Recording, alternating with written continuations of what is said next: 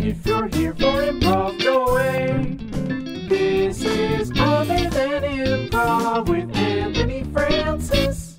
Hey everyone, welcome to another episode of Other Than Improv. I'm your host, Anthony Francis, and today I am very excited. Our guest, he is the author of How to Improvise a Full-Length Play. If you're an improviser, you should have this on your bookshelf. If you're not buying improv books, you should be buying improv books, and you should have this on your bookshelf. He's the artistic director at Synergy Theater. He's a playwright and, of course, an improviser. All the way from Martinez, California, Kenn Adams. Hey, Kenn. Hello, Anthony. How are you? I'm doing great. Thanks for being on the show. Thanks for doing this with me today. You are an improviser. We have had a chance to improvise together, although we didn't get we get to improvise in the same Zoom room, but we haven't had a chance to improvise together. I'm going to make that right. But yeah, it's great to see you. But we're not talking about improv today. Right, because I do not like talking about improv. No, we can talk about, and look, if it comes up, it comes up. It's totally fine. But Kenn, something I want to talk to you about, because we spoke earlier about some of the things you do other than improv, and you mentioned that you were in sales. And I want to talk about sales and being a salesperson and just what that experience is for you, because I know what it was like for me, and it was just a terrible experience, which has turned into an understanding, whatever. That's my story. We're not here to hear that. Kenn, tell me about being a salesperson. Yeah. Well, I will start off by saying I was not a successful salesperson, and ultimately I did not enjoy my career. But to put it in some context, that was my story. So good. Yeah. Okay, go ahead. I was in New York, where I was born and grew up, and I was working. I know I can't say the word improviser, so I was working. You can. No, you can. Wait, right, born in New York, St. Mary's Hospital, Coney Island Hospital in Brooklyn, New York. All right. And I grew up there doing improv, stayed there until I was 33. When I was 33, I moved out to California, and I tried to get a day job in a temporary staffing agency so I could bring in some money as I was going to continue pursuing my artistic work. And I ended up getting a job working in-house for a temporary staffing agency called Manpower Staffing. And I had a bit of an epiphany. There was always a strange part of me that actually enjoyed working in an office. I am an excellent administrative assistant. If I am your administrative assistant, you will succeed. I am great at that. And I like a desk and a stapler, and back then, a telephone. And I like working in an office. And I really took to this temporary staffing thing. And so I stopped pursuing theater for the time, and I dove into a career working in the temporary staffing industry. And I quickly got promoted up to be a branch manager. That is not a trick in the staffing industry, because the turnover is so intense that if you just show up to work for 6 weeks steady, you will become a branch manager, because everybody else will have quit around you. So I became a branch manager, and then 2 or 3 branches. But the main job description for a branch manager is sales. You're supposed to be out there selling. So that's how the sales part of this came in. And what was interesting about it is that I was into it, hook, line, and sinker. I loved having a career in the office, in the corporate world. Suddenly I was making a little bit of money. I could afford a car. I had just gotten married and had a baby on the way. And I loved my career in improv, but I had been doing that for a long time. I was earning very little. And now suddenly I was learning so much about the world working in the staffing industry that I never knew before. Like, honest to God, I was 33, 34 at this time, and I really didn't know what a warehouse was. Like I had never been in a warehouse. I had only seen it on TV and in movies, but like working in the staffing industry and having to hire people to work in a warehouse, I had to actually tour a warehouse and see what a forklift is and pallets and all of that stuff. So, and I was learning a ton, and I was learning a bunch about business management, how to budget, how to hire and fire and train and supervise, all these wonderful things. And I just loved it. And I really got some very exceptional high-level sales training from the companies I worked for. And what I discovered right off the bat is that sales, the way it's practiced now, is not the fast talking, sleazy, manipulative version of sales that it used to be like in the Glengarry Glen Ross plays, and things like that. Instead, the phrase is consultative sales, and it really is a very customer centric, partner focused, collaborative effort. And of course, that's very much like improv. And so the training that I had from my work as an improviser fed into this very nicely. And it was really quite enjoyable. And I read all of these wonderful books. Maybe you know them if you were doing the same thing. The 1 Minute Salesperson, and the 21 Rules of Leadership or something like that. I forget. Or Fish, the whole Fish sales technique. All of these wonderful books. But basically what they all boil down to is, can you discover what the customer needs? Not even necessarily what they're asking for, but what they really need, and provide it for them. So it's not manipulative. You're not trying to increase your riches at the expense of the customer. You're trying to really help the customer succeed, and just like in improv, succeed along with them. And on that level, I loved it. I loved reading about it. I loved role playing it. I loved training it. But the next step is actually getting customers to talk to you, actually getting sales calls. And that is a horrible thing to have to do. Sitting there on the telephone, trying to call people. Every other phone call they pick up is a sales rep from a staffing firm. There's a million of them. You're the 31st one they talk to today. They don't need you, especially when I was doing it. The economy had just gone south. Nobody was hiring, so nobody needed any additional labor. And I just couldn't do that part. I couldn't get people to talk to me. So theoretically, it was very, very exciting and stimulating. Practically, I almost never had the opportunity to put it into practice. This is almost exactly my experience. It's so I can't agree with you more. But I agree with you on that side of it where you go, I'm providing something that the customer needs. For me, it was Dale Carnegie books. I couldn't get enough of Dale Carnegie and his approach to, speaking in terms of other people's interests and, communicating with them on that level. I thought that was great. And then just the idea of how to get someone to buy something from you, to agree to a sale, felt like such an interesting challenge. I just couldn't get enough of. So there was that stimulation, but then making 400 phone calls in a week to make 3 appointments for next week to get, which we called it getting porched, which means you're standing on the porch and no one comes to the door, to get porched by 100% of those meetings, and then the drive home being the saddest moment of my life. The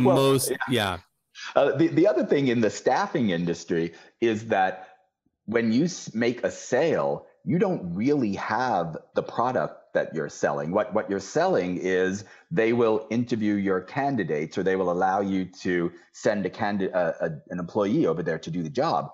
But it's not as if you really have a whole bunch of employees sitting back at the office. So that's where the recruiters come in. So the salespeople come back with the order and say, okay, we need 10 administrative assistants to go work at this company for 4 weeks. We're all going to be rich. It's a big deal. But then the recruiters have to find those people and recruit them and test them and get them in and send them over. And more often than not, they could not do that. So we would just ultimately have to go back to the customer and say, oh, yeah, well, I'm sorry, we don't have what you're looking for after all. So even if you made a sale, it didn't mean anything until the recruiter went there. And more often than not, we couldn't find what we were looking for. And the turnover in-house was so intense. Like, the staffing industry is a terrible industry to work for. They pay nothing. It's just like throwing resumes at the customer, hoping something will stick, or taking people who aren't really qualified because you can't find people who are, and hoping the customer won't notice. It's just and it's like churn and burn. They pay the internal staff terrible, and they just expect them to stay there for a little while, and then they bring in a new temp and they do it again and again and again. Just very frustrating. So the dichotomy between the paradigm of what consultative sales was supposed to be and the way we role played it in our training, and the actual work on the street in that industry especially, was very demoralizing. I can imagine. Yeah. That. Well, tell me this. What is your? I want to know the worst and the best. What is for you one of your worst sales stories. What is a sales horror story that you may have? Oh God. Well, again, Think hard. Think yeah, hard. no. I know you don't think about it every night before bed. Neither do I. But what was? Yeah. Well, and this did not just happen once. This happened more than once because, again, staffing industry. But you walk into some place, you have to go like making cold calls and everything. You walk into some place and you go talk to the receptionist and you say, hey, may I speak with, whoever is the decision maker? I'm from ABC staffing firm. And there was a specific one in mind. I won't say it here, but ABC staffing firm. Sure. And then, so she goes back and talks to somebody for a little while, then comes out and says, oh yes, please sit down. He'd like to talk to you very much. So I'm like, oh, well, how interesting. He must be very interested in making a sale here. So I sit and wait. The person comes out, beckons me into the back office. Then I go into the back office. And then that person starts lacing into me because the last person from that staffing industry 6 months ago who came and messed everything up and never made amends for it and took his money without ever giving the service. No. So he had this like raging resentment, just waiting for someone from that agency to walk in again in order to berate them for the service he received from the last time. And I tell you, Anthony, that happened like 3 or 4 times that I can remember. Oh no, that's not to you, not to Kenn. Oh yeah. That's terrible. The best yes. thing I ever remember, again, it was fleeting best because the moment in the office happened where it looks like, hey, I got a sale. We weren't able to fill the order, but right. There is this whole concept in consultative sales in which you have to help the customer discover the need that they have. And sometimes customers don't realize how much they are hurting, how much the situation they're in is causing them to have a problem. So part of the process is through a questioning method, through asking questions, helping them understand just exactly how much you could help them. And so there I was having a meeting with someone, and that was the other thing. You sell to industries that you have no knowledge of, the staffing agency. So you go to whatever company is on the block and you have no knowledge of their industry. Nonetheless, you're trying to convince them that you're going to find the perfect employee for them.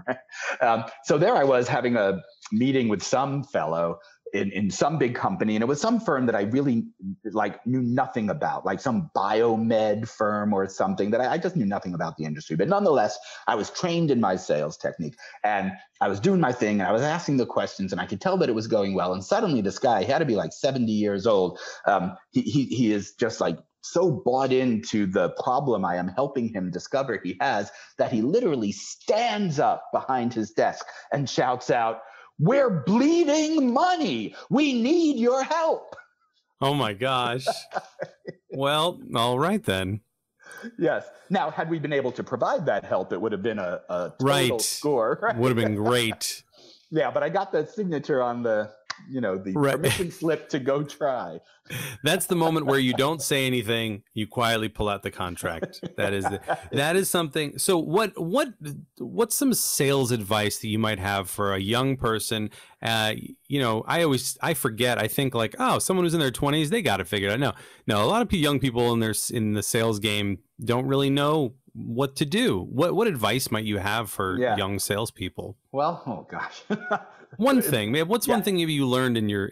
Well, I'll give you 2. Number 1 is don't take advice from me on sales. That's number 1. Number 2 is I really do think you have to genuinely enjoy helping people, because that is how you make sales. If they feel that you are just giving them some memorized spiel or trying to manipulate them in any way. I mean, they've seen a million of you. They're very smart people. You can't really fool them.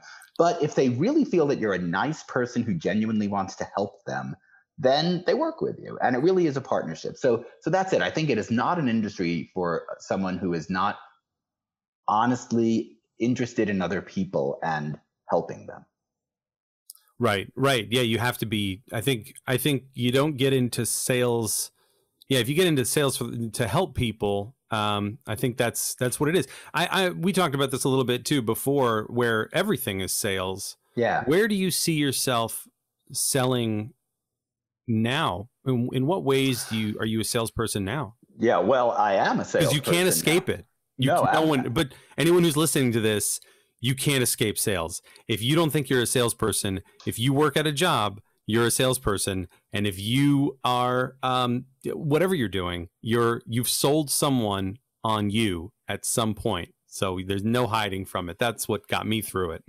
Well, that is absolutely true. And I am literally a salesperson. You know, I run Synergy Theater. And if Synergy Theater gets work, it's because I sold that work. When part of the way I make a lot of revenue for Synergy Theater is I go around and I perform a children's show that I love very much called Adventure Theater, libraries and after school centers. And that's awesome. Fun. Yeah, yeah. I love it very much. Yeah. But like, I have to sell that service, you know, I do have to make cold calls and word of mouth and references and all of that stuff. And I'll tell you what I've learned. When I worked for other companies selling their stuff, I was always selling something that, you know, not too far under the skin, I really didn't care about. Right. Like, I was not passionately connected to helping someone get the employee they need. I had another terrible sales job for, Auto Trader magazine. Mm-hmm. Yeah. Well, for like 6 very, very humiliating months, I was a sales rep for that. And I had, I was selling advertising space in these trash magazines. Yeah. Yeah. And I didn't care anything about helping people sell their cars. I didn't care at all. But as soon as I started selling improvisation, and not only that, but my ability to stand in front of an audience and please them, or my ability to stand in front of your 30 students and teach them something, as soon as I started selling something that I genuinely cared about with a delivery person, me, that I genuinely knew would knock it out of the park each time, then it became so easy because I really just believed what I was saying. And I just talked the way I'm talking to you now. And people want to work with you because it's so clear that you know what you're talking about and you care deeply about it. So if that boils down to advice, it's like, sell something that you really love, like you really care. Like if you love motorcycles, sell motorcycles. But if you don't, then it's going to be very challenging.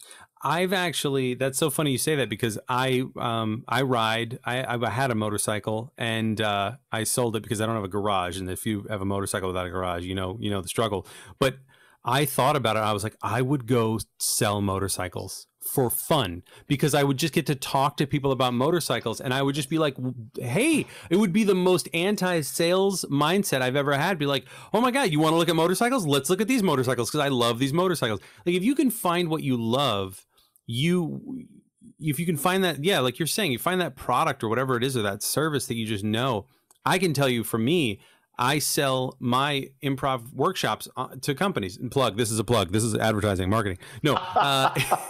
Well, wait a minute, Anthony. What are the features and benefits of these workshops? Well, Ken, I'm so glad you asked. There are 4. No, but I didn't think about it as sales. I just love doing it. And it's like, oh, this is automatic.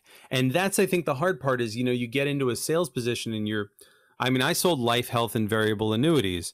It was boring to get there, and it was even more boring to be in it. And it was the worst. And you're talking cold calls. It was, like I said, I did 400 cold calls in a week.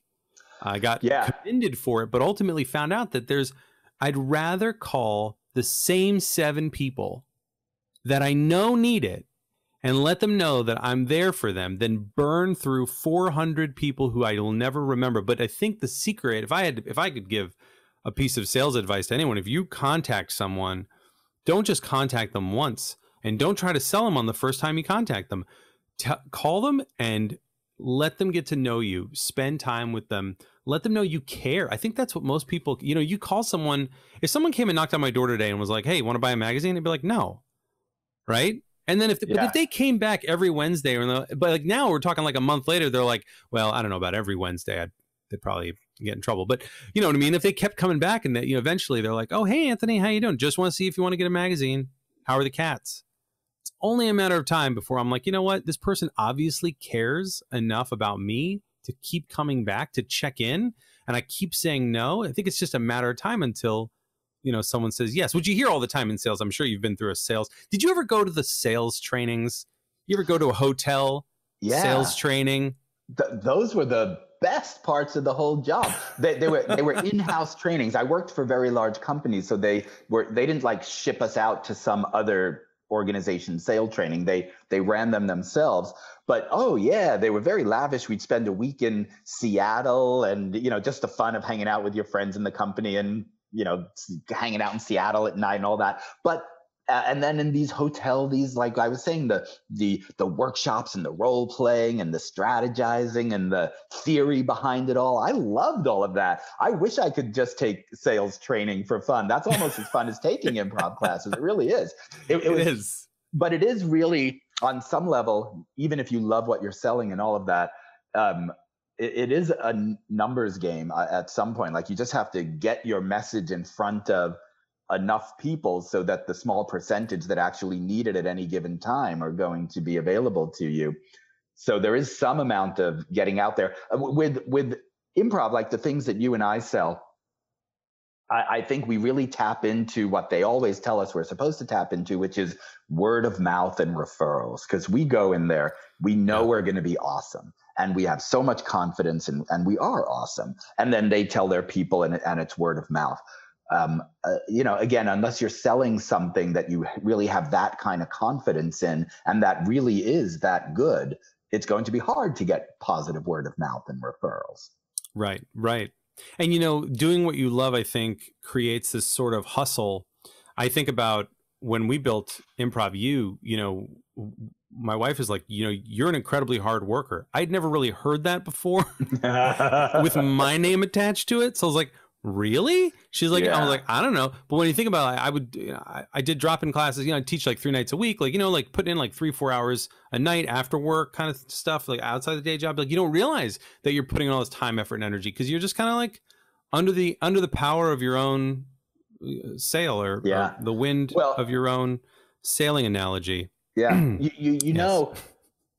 Like, there really is no substitute for the motivation to work hard and sell than not having a paycheck unless you do so.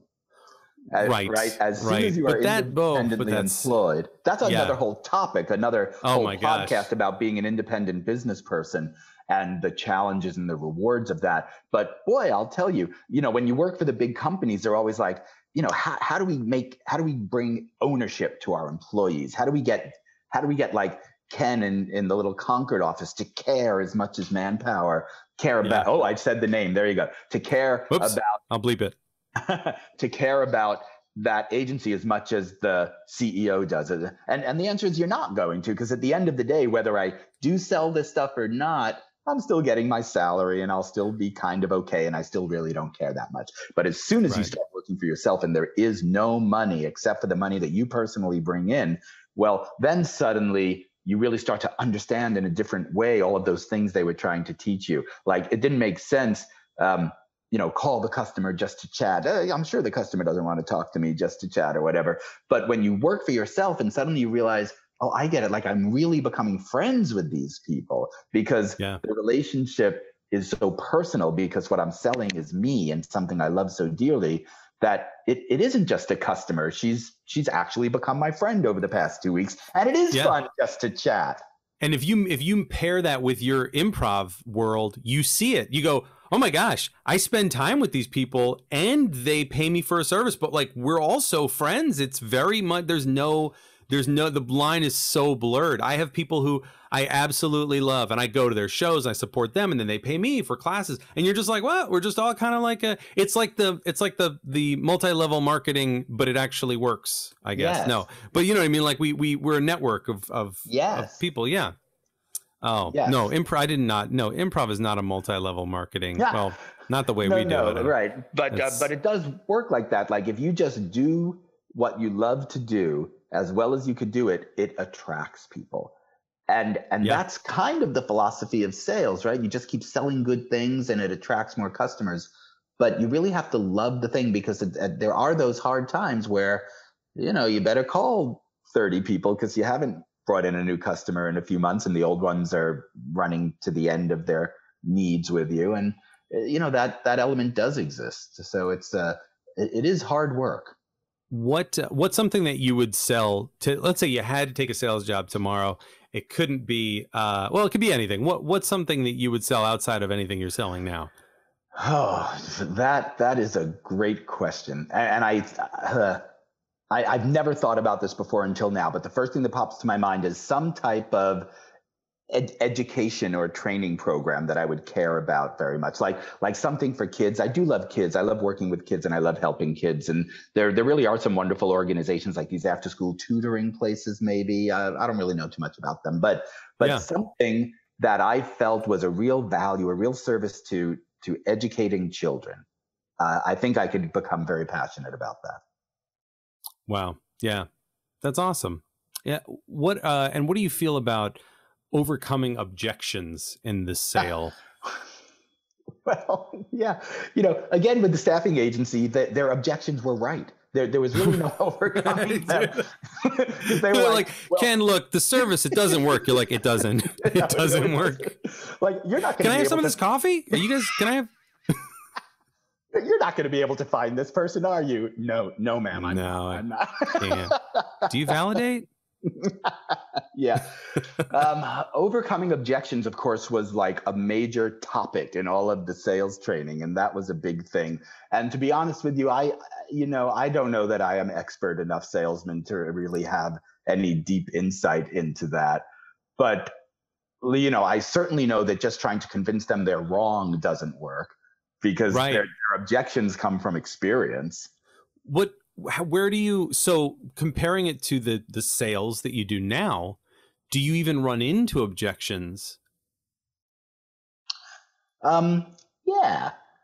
They're very soft objections. Like perhaps they don't think the show that I would do would be appropriate for the age of their audience or something like that. But it's easy enough to say, well, why don't you just watch this video demonstration of the show? And then you will see children this age enjoying it. And then, either they want it or they don't. The thing with what I sell now is so many people want it that I'm really not concerned about the people who don't, So that's the thing I'm thinking about is I'm comparing it to all the sales jobs I had where it was like, oh, I don't know how to, like these objections.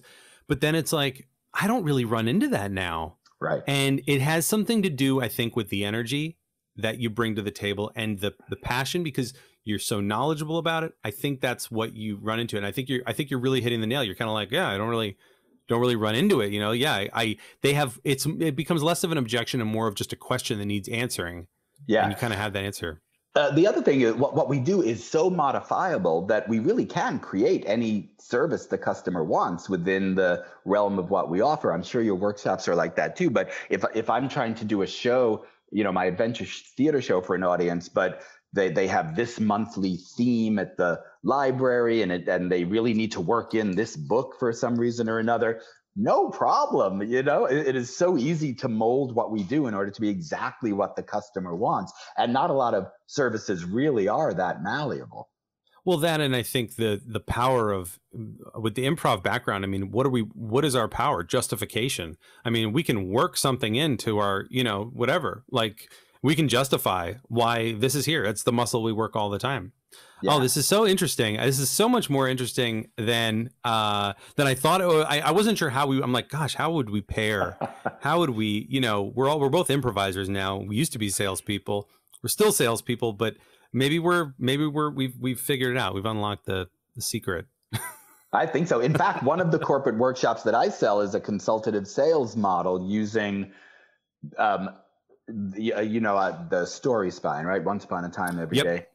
So I created a questioning method that I call story questions. I won't go into it now. It's been years since I really did it, and I don't even know that I remember all of the silly terms and everything I came up with. But at the time, when I was doing this more dedicatedly, I created this thing called story questions, which was basically just a little mesh of the story spine and the questioning technique, the needs assessment questioning technique that consultative sales teaches about. And it maps up very, very well. So the whole consultative sales process has to do with that. Oh, spin. Do you know about spin selling? That's another one of those things out there. And SPIN stands for situation, problem, something with an I, and then needs fulfillment. And it's a method of asking questions that is designed to first understand the customer's situation, then understand the problem they're having, then helping the customer understand how intense that problem is, and then providing a need. So once upon a time, every day is just like that situation. Oh, but yeah, one day is the problem because of that. So I created a questioning method that followed the story spine, and I taught it in a series of improv workshops where we started by talking about storytelling and the story spine, and then mapping the questions onto them. So I just want to go back real quick, because I know what you're talking about, but for those at home or those in the car who don't know what we're talking about. So Kenn, you're the creator of the story spine. Yeah. Once Upon a Time. If you can go through that real quick, let's go through that. So the story spine is an 8-sentence model for learning and practicing how good stories are told, with a beginning and a middle and an end, and how one leads to the other. So once upon a time, every day, but one day, because of that, because of that, because of that, until finally, and ever since then. So you say the first half of those sentence prompts and you improvise the second half of each one. And that makes a little story model. And you learn that once upon a time, every day, in the beginning of the story, you establish the routine, the situation as it is now.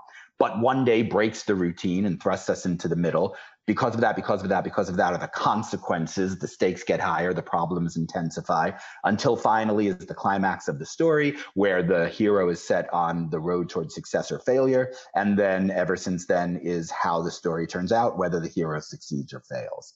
So that's the story spine. Right. So then you took that and you kind of moved it, you modified it to work for a sales conference, for a sales technique.